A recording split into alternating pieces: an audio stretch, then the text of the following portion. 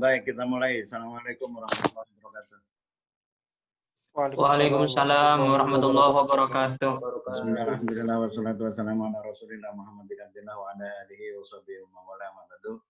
Saudara-saudara, alhamdulillah pada siang hari ini kita masih diberikan kesempatan oleh Allah untuk bersama-sama kembali. Saya terpaksa pakai Zoom karena saya sungguhnya tidak terlalu senang pakai Zoom itu, menghabiskan banyak pulsa untuk kalian.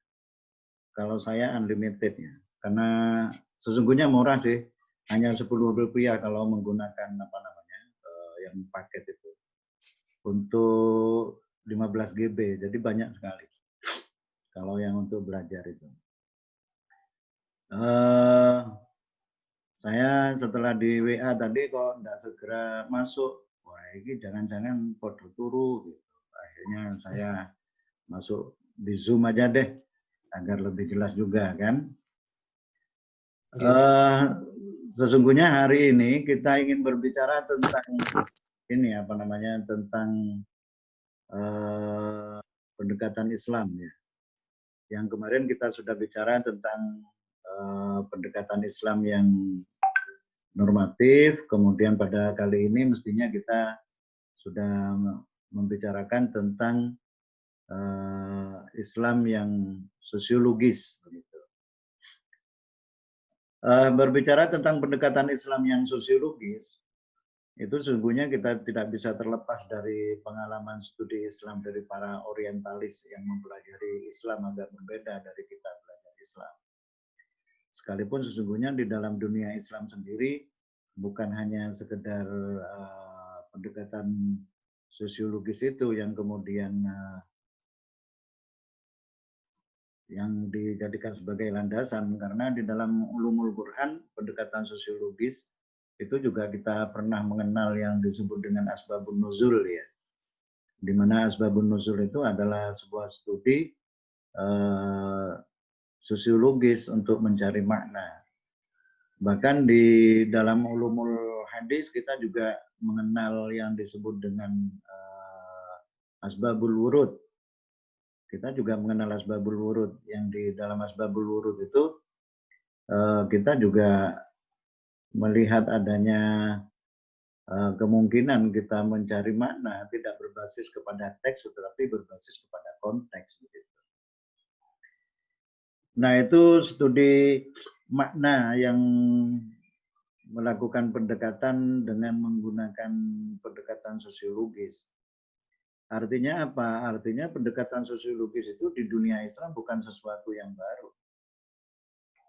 Dan sejarah di dalam dunia Islam juga bukan dunia baru, bukan keilmuan baru, karena kita sudah punya Al-Kamil fit Tarikh, kemudian kita punya beberapa kitab seperti Duhal Islam, Zuhurul Islam, kemudian ada yang bahkan Imam Al-Baghdadi itu juga menulis Al-Farqu Bainal Firaq yang kemudian juga menjadi rujukan dari banyak ahli.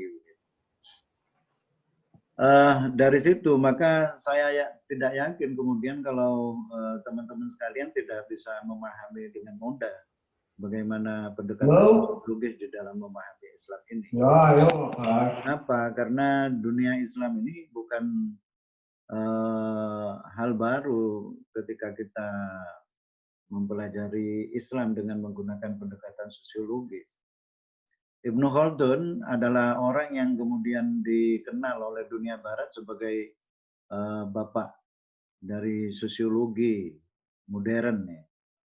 Di mana kitab Muqaddimahnya Ibnu Khaldun itu menjadi rujukan dari para akademisi barat yang kemudian itu juga menjadi rujukan dari beberapa ahli. Artinya apa? Mempelajari Islam dengan menggunakan pendekatan sosiologis ini bukan sesuatu yang baru bagi kita. Hanya kemudian ketika kita mengenal nama sosiologi, itu lalu dianggap datang dari barat. Begitu. Karena dianggap datang dari barat, lalu kita yang anti terhadap barat itu seakan-akan semua yang datang dari barat itu kafir begitu. Padahal apa ada yang disebut dengan ilmu kafir? Tidak ada. Ilmu itu semuanya tidak kafir. Kalau kita kembali kepada apa yang disampaikan oleh Imam Al-Ghazali, tidak ada ilmu yang disebut kafir, ilmu yang disebut muslim, tidak ada. Semua Islam itu sama. Bahkan kita kan belajar di dalam Ihya Ulumuddin itu, di mana Imam Al-Ghazali mengatakan bahwa belajar ilmu siasa itu menjadi wajib untuk dipelajari, sekalipun kewajibannya itu fardu kifayah, bukan fardu ain. Karena apa? Karena kata Imam Al-Ghazali, mana yatimul wajib illa bihi, bahwa wajib, sesuatu yang akan mengantarkan kepada kewajiban, itu hukumnya menjadi wajib. Nah, kalau kita belajar ilmu faraid misalnya, tidak bisa terlepas kita dari matematika. Tidak mungkin kita bisa hitung-hitungan tanpa belajar matematika. Ya. Sekalipun matematikanya matematika dasar. Nah, maksud saya yang ingin saya katakan, mengapa sih kemudian orang begitu seperti asing terhadap pendekatan sosiologi? Orang begitu asing terhadap apa yang disebut dengan pendekatan historis. Padahal kita punya ilmu di dalam dunia Islam itu yang disebut dengan asbabun nuzul, disebut dengan asbabul wurud. Kemudian kita bahkan di dalam usulul fiqh kita mengenal apa namanya? Al-illah yadur, al-hukmu yaduru ma'al illah, begitu. Yang artinya bahwa di setiap kita belajar Islam, sesungguhnya kita tidak pernah bisa melepas konteks itu. Nah, pendekatan sosiologis itu sesungguhnya mengantarkan kepada kita untuk belajar tentang bagaimana Islam faktual. Islam faktual.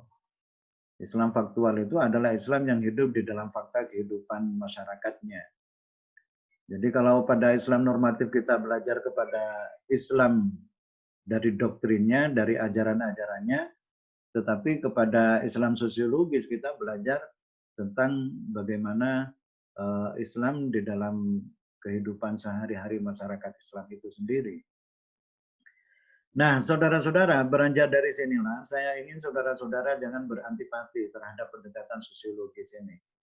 Apakah kemudian digunakan untuk tafsir, apakah kemudian digunakan untuk the living hadis, the living Quran, itu bukan ilmu baru bagi kita. Itu adalah ilmu yang tidak terlepas dari perkembangan setiap ilmu pengetahuan.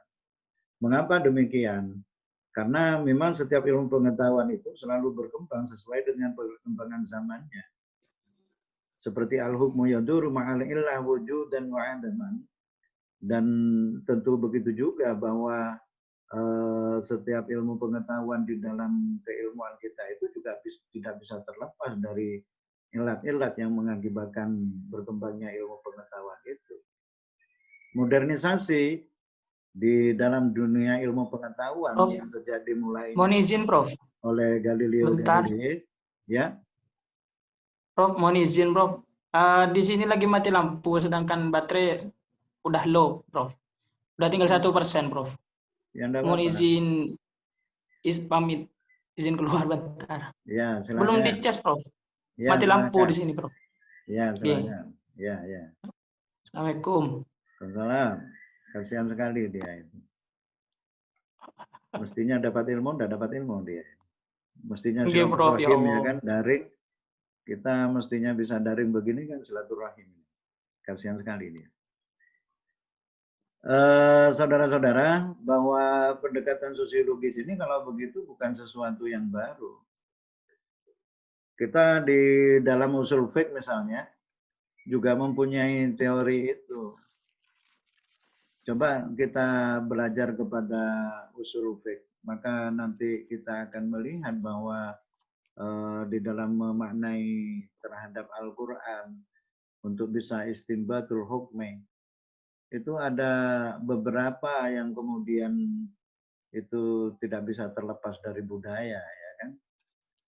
Dan budaya itu menjadi penting di dalam kajian teks. Mengapa? Karena tidak mungkin kita bisa memahami teks secara baik tanpa memahami konteksnya. Itu juga yang diajarkan kemudian melalui asbabun nuzul.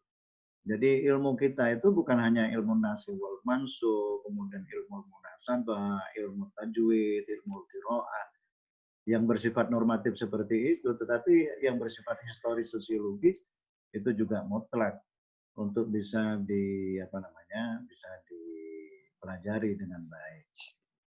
Nah, apa sih sesungguhnya pendekatan historis dan pendekatan sosiologis itu? Pendekatan historis dan pendekatan sosiologis itu sesungguhnya adalah mempelajari Islam dari fakta kehidupan masyarakatnya. Kalau dulu orang belajar ilmu tasawuf misalnya itu belajar dari Ihya Ulumuddin Imam Ghazali. Kalau orang belajar ilmu politik belajar dari ilmu siasahnya Imam Al-Mawardi misalnya. Kalau orang belajar teologi belajar kepada ahli banahnya Imam Asy'ari. Kalau kemudian belajar usulul fiqh, orang belajar kepada kitab Al-Ihkam fi Ushulil Ahkamnya Imam Al-Amudi misalnya. Yang begitu-begitu itu namanya normatif. Tetapi para orientalis dengan belajar kepada apa yang ada di dalam sejarah Islam, sekalipun pada mulanya memang sengaja dalam rangka untuk menghancurkan Islam, lama-lama mereka menyadari bahwa kebenaran Islam itu tidak bisa ditutup-tutupi. Itulah sebabnya mengapa kemudian pada perkembangan berikutnya orientalisme itu berubah kepada Islamologi, di mana orientalisme memang bertujuan dalam rangka untuk menghancurkan Islam pada mulanya, tetapi kemudian mereka mengarah kepada Islamologi, yaitu studi Islam yang berusaha lebih objektif untuk mempelajari Islam. Memang dalam kepentingan orientalisme bukan hanya sekedar menghancurkan Islam, tetapi bagaimana menguasai negara-negara Islam. Oleh sebab itulah maka imperialisme Islam terhadap dunia barat itu kemudian dilawan dengan studi-studi orientalisme itu. Nah, sekali lagi memang berangkat dari kenyataan ilmu pengetahuan yang berkembang di dalam dunia orientalisme itulah kemudian belajar studi Islam secara sosiologis itu lebih dikedepankan dibandingkan dari pendekatan Islam normatifnya. Islam normatif menghasilkan kepada keyakinan, itu betul, tetapi Islam sosiologis itu kadang-kadang mengkhawatirkan begitu. Mengapa? Karena fakta kehidupan masyarakat Islam itu tidak sama dengan ajaran-ajarannya. Seperti yang saya katakan di beberapa kali kesempatan bahwa di dalam ajarannya kita ini selalu ta'awun. Ta'awanu 'alal birri wat taqwa wa la ta'awanu 'alal ismi wal 'udwan. Itu sudah jelas. Tetapi di dalam fakta kehidupan masyarakat Islam, kadang-kadang tidak sama dengan ajaran ta'awunnya itu.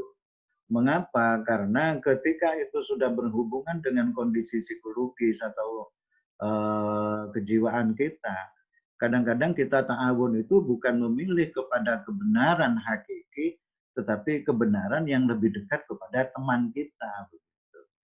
Kalau terjadi konflik di antara teman kita, maka ada kecenderungan kita untuk tidak membela kepada kebenaran yang hakiki.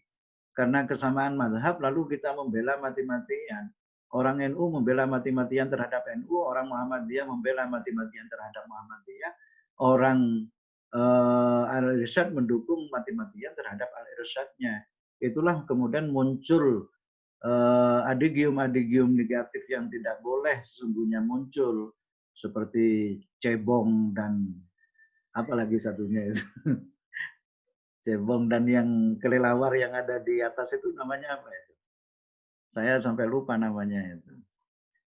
Jadi istilah-istilah yang digunakan, term-term negatif yang kemudian digunakan untuk menciderai citra Islam, itu digunakan sendiri di antara umat Islam. Mengapa? Karena kebenaran itu memang tidak satu. Sekalipun hakikat dari kebenaran itu pasti satu. Tetapi memahami kebenaran itu kita tidak bisa satu. Saudara melihat gambar saya ini. Ini saya tangan kanan atau tangan kiri?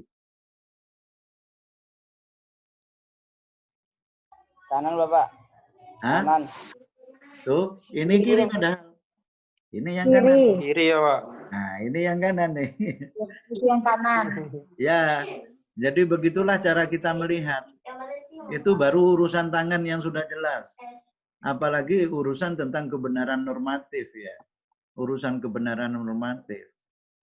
Urusan kebenaran normatif yang kemudian apakah pakai usolli, tidak pakai usolli, apakah azan 2 kali atau azan 1 kali, apakah kemudian pakai tongkat atau tidak pakai tongkat, apakah pakai jidor atau tidak pakai jidor. Itu adalah kebenaran-kebenaran faktual yang setiap interpretasi kita bisa berbeda tentang Islam. Itu fakta, itu kenyataan bahwa Islam di dalam fakta kehidupannya itu tidak selalu sama. Itulah makanya al-Islamu ya'lu wa la yu'la itu di dalam normanya, di dalam ajarannya, tetapi di dalam kehidupannya tidak. Orang perguruan tinggi di dunia barat kalau sudah belajar seperti begini ini, maka bukunya itu satu tumpuk di atasnya, di depannya begitu. Untuk kemudian dipelajari. Kalau kita kan enggak. Kita belajar begini ya nyantai-nyantai aja. Kalau ditanya nanti dijawab, kalau enggak ditanya ya kita ngantuk-ngantuk dikit gitu, enggak apa-apa gitu kan. Dan ini cara belajar yang sesungguhnya bertentangan dengan kaidah-kaidah keislaman kita sendiri. Ini fakta namanya.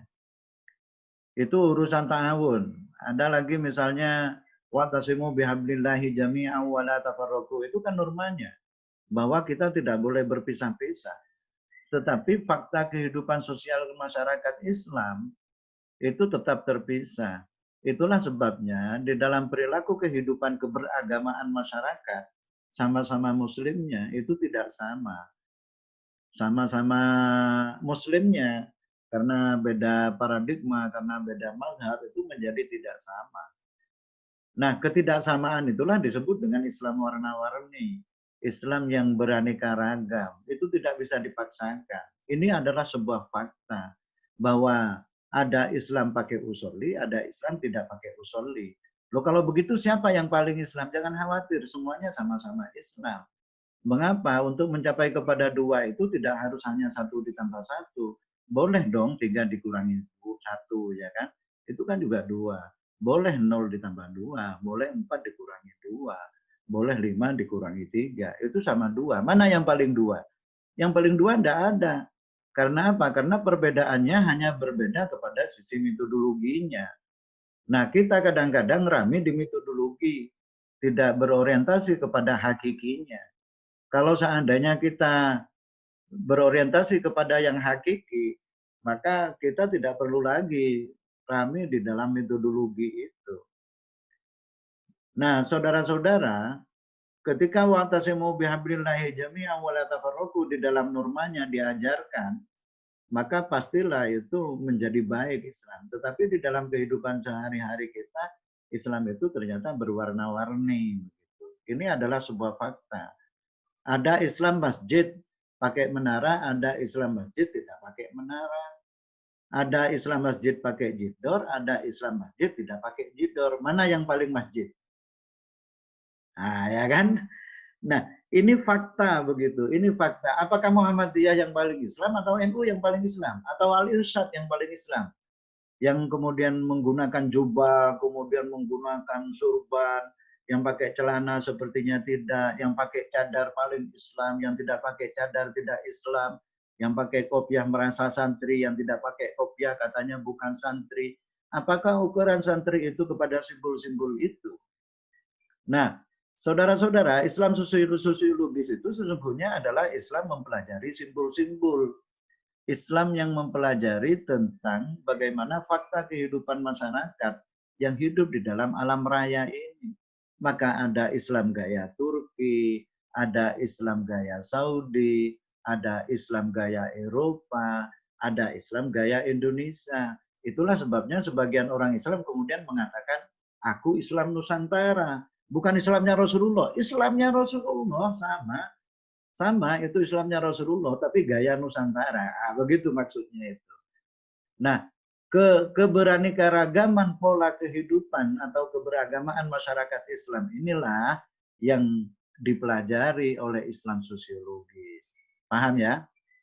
Paham nggak paham harus paham. Karena ini sangat mudah. Nggak paham kebangetan kalian. Saya contohkan ini. Saya contohkan. Salah satu studi tentang Islam sosiologis tentang Sufisme ya. Mudah-mudahan ini. Nah, ini nih.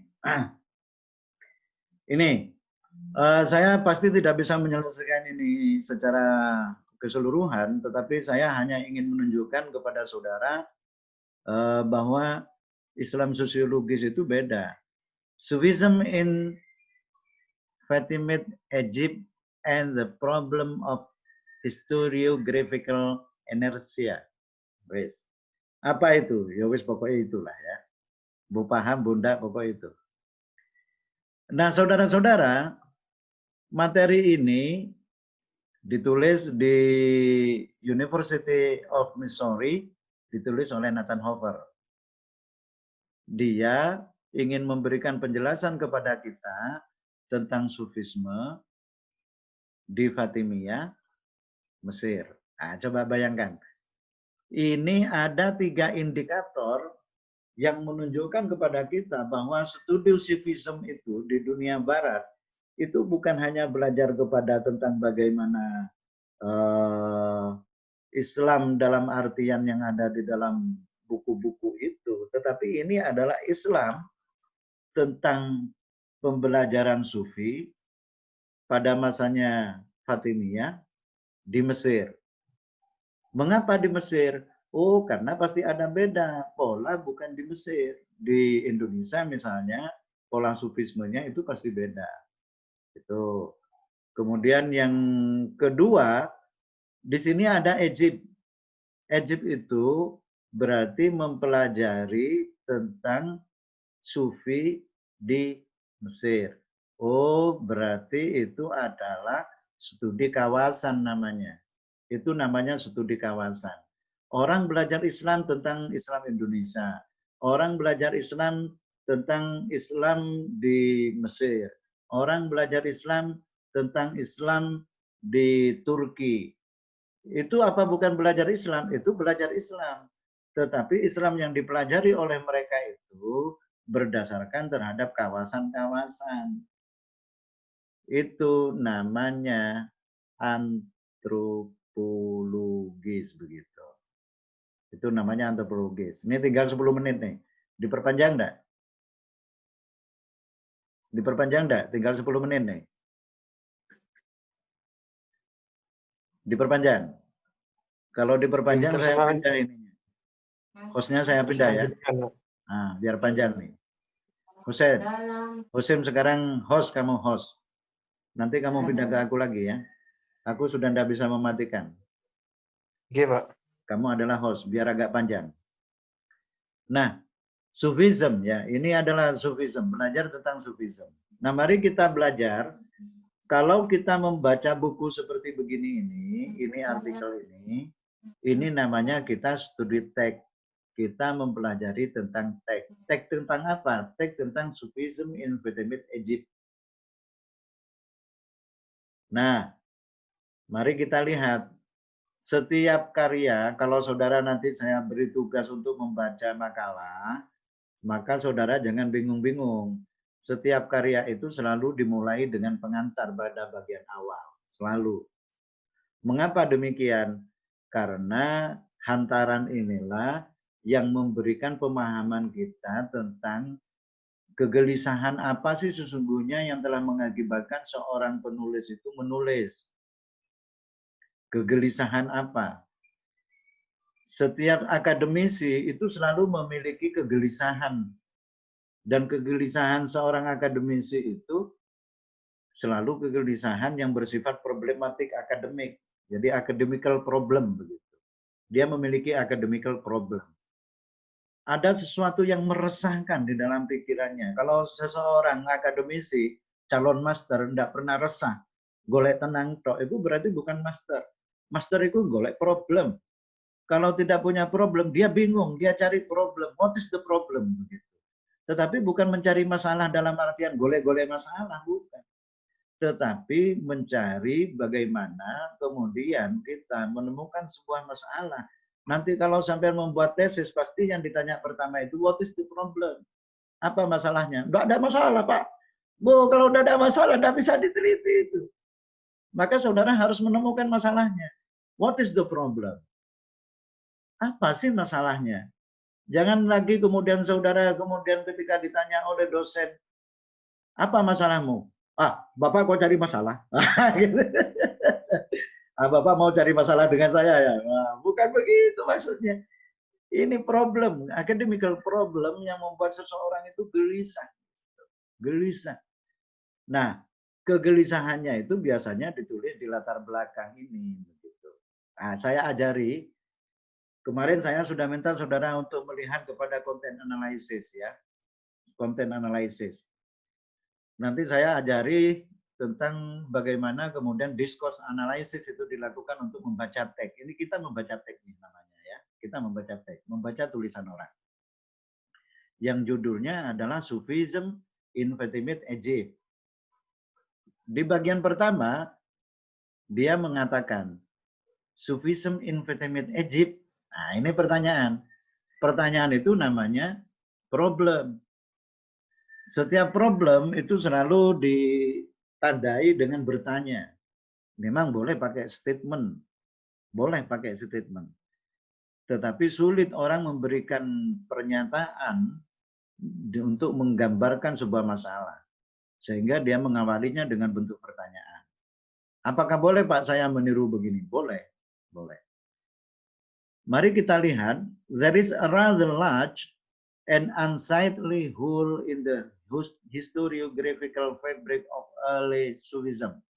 But this hole, which sits squarely inside middle of the history of early Sufism in Egypt, has become such an remarkable feature of the historical landscape that most historian doesn't seem to notice or comment upon it, let alone attempt to repair it.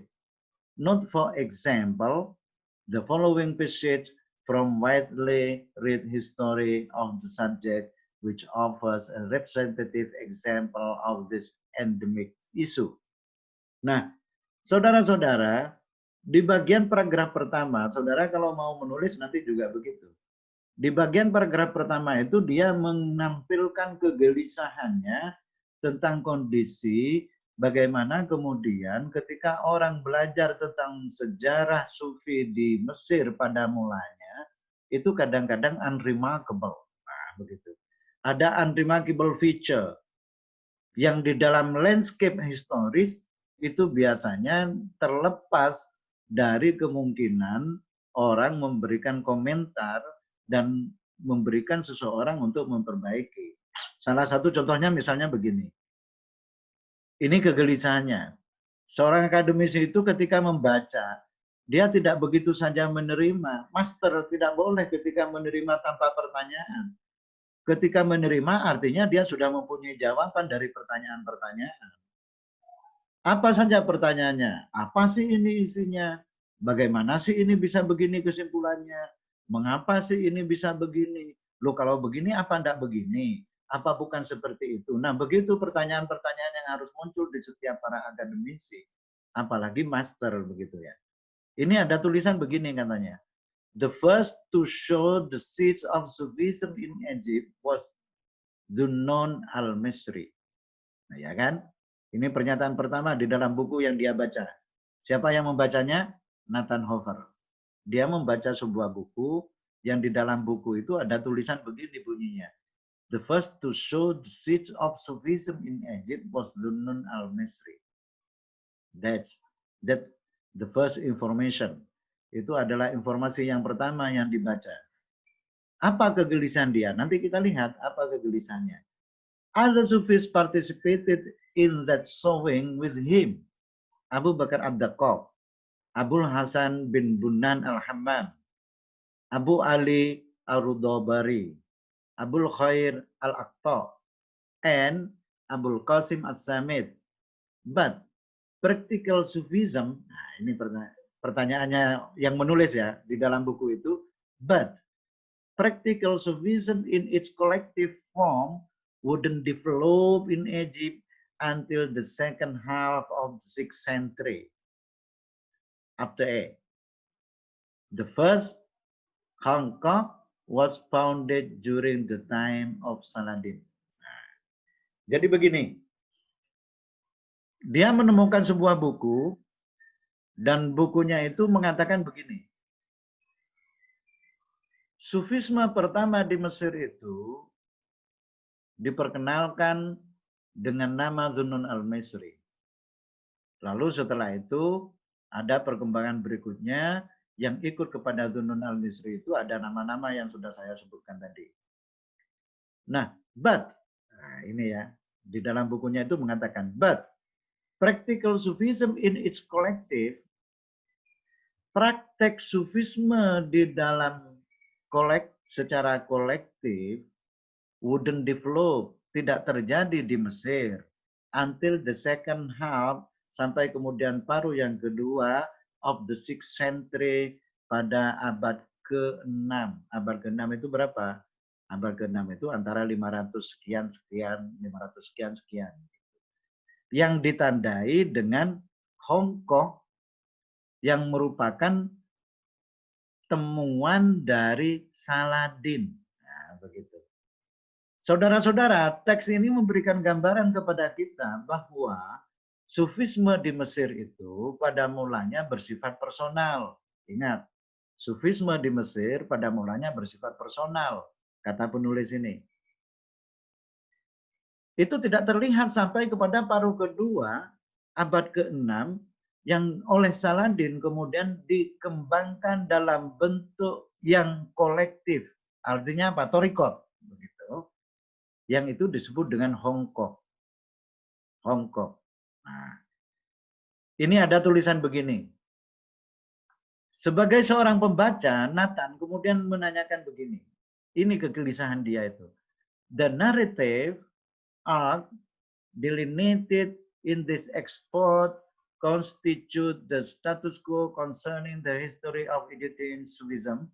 Zunnun planted the seeds of Sufism in Egypt, where they found fertile ground in the 9th century, the 10th century, so Sufism grew under the care.